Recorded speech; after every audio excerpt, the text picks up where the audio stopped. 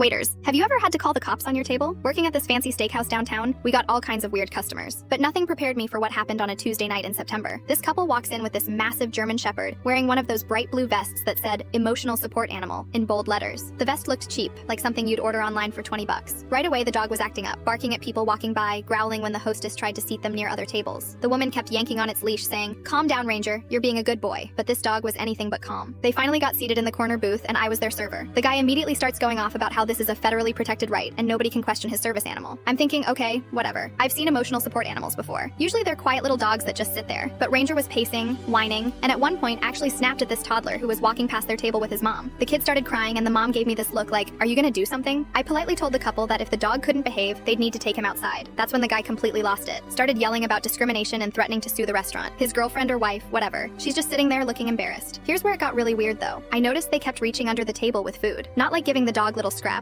but full pieces of steak. And then I saw something that made my stomach drop. The woman was literally pouring wine into a little bowl under the table. I watched from across the restaurant as this dog started drinking wine, like actual alcohol. The couple thought they were being sneaky, but half the dining room could see what was happening. 20 minutes later, the dog started acting even stranger. It was stumbling around, whimpering in this sad way, and its eyes looked all glassy. Then it threw up right under their table. Just projectile vomited everywhere. This woman at the table next to them tapped my shoulder. She whispered, "I'm a vet tech, and that dog looks drugged. Look at its pupils." I looked closer and she was right. One pupil was way bigger than the other, and the dog could barely stand up straight. I immediately told my manager what I saw. He took one look at the situation and said, "Call animal control and call the police." When the couple heard us on the phone, they tried to leave in a hurry, but the dog couldn't even walk properly anymore. The cops showed up in like 10 minutes. They searched the woman's purse and found bottles of dog tranquilizers and some kind of painkillers. Turns out they'd been drugging this poor dog to make it seem calm enough to pass as a service animal.